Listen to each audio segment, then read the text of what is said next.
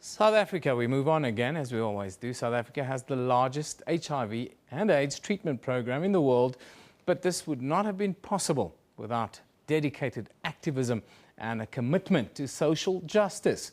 Speaking Truth to Power is a book that looks at how the AIDS Law Project and ordinary people have stood up against prejudice and disinformation because they felt strongly about their rights. Now, for our weekly book slot, we are now joined in studio by the author of Speaking Truth to Power, Didi Moyle. Very good morning to you, Didi. Thank you for joining us. Good morning, Evan. Nice to be here. This is a very important book because at times I think all of us in South Africa are a little bit in denial about HIV and AIDS. Would that be accurate? I think AIDS has been such a huge problem in this country that there are moments where people just don't want to see it. They just don't want to know about it. And also I think people are exhausted by the subject. You know, when you think of what a grueling battle it was from the 90s to today, where we do have the largest treatment program in the world, it was a long battle between activists and government, the medical profession and government. And today we have reached a point where we do have a big treatment program. The people are living longer. The transmission from mothers to babies has reduced substantially. But the problem isn't over.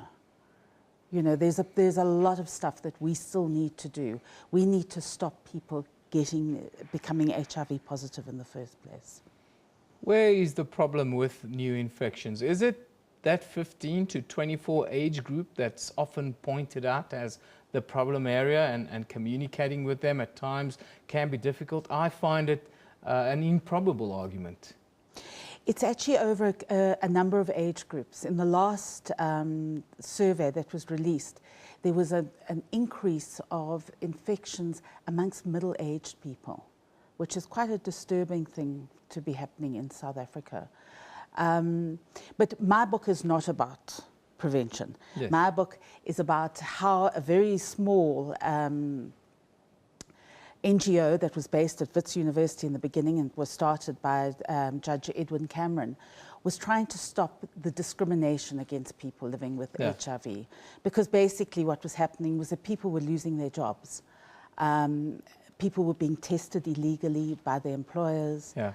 And part of their battle was to actually say people who have HIV are productive members of society. They can carry on, they can work. The process from HIV to AIDS can be 10, 12 years.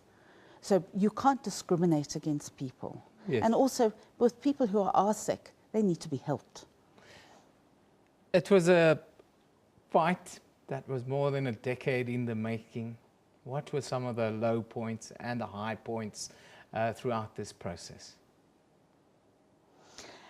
You know, I think the sort of the beginning of the problem really was when President Thabo Mbeki stood up and questioned.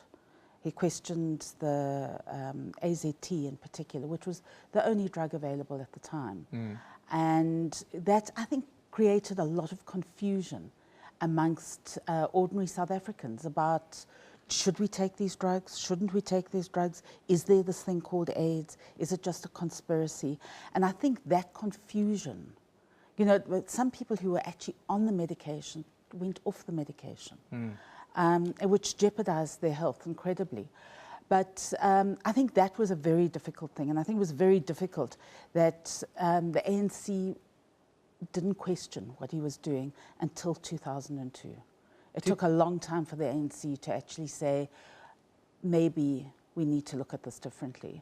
And I think what was really incredible was a group of people stood up and said, you know, we've got to help people. We've got to make sure that people can get access to treatment that will allow them to live.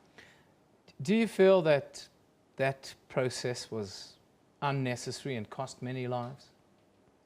Well, Harvard did a study of it, and they looked at, I think it was a period between 2000 and 2005, and they reckon the delay in bringing in a treatment program cost more than 300,000 South Africans their lives.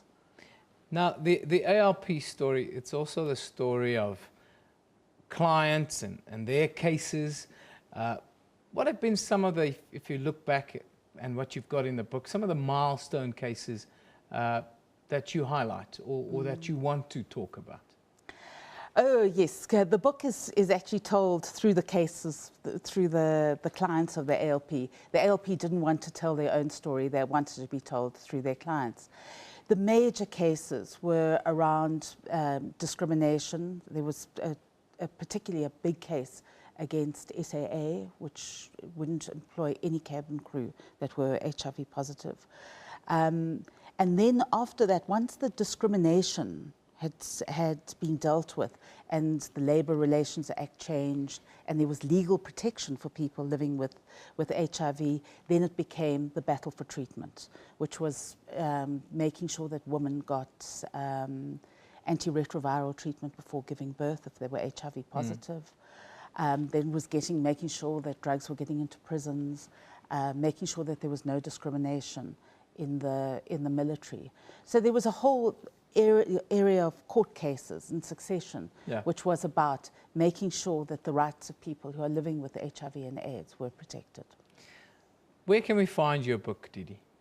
Next week, the book is going to be released into most large bookshops. Good bookshops, as they say. And quickly, you've got 30 seconds to tell us, yes, about the book. This is the book is available from next week in all good bookstores, Didi tells me. But where are we in terms of human rights for people living with HIV and AIDS today? We are in a much better position than we were when the first AIDS cases came into South Africa, which was the later 80s, early 90s. We have a jurisprudence that protects people living with AIDS. What we need to do is to make sure that young people don't get AIDS. We've got to do a lot more about the prevention of the transmission. And we've also got to do a lot more about making sure that people can access treatment more easily.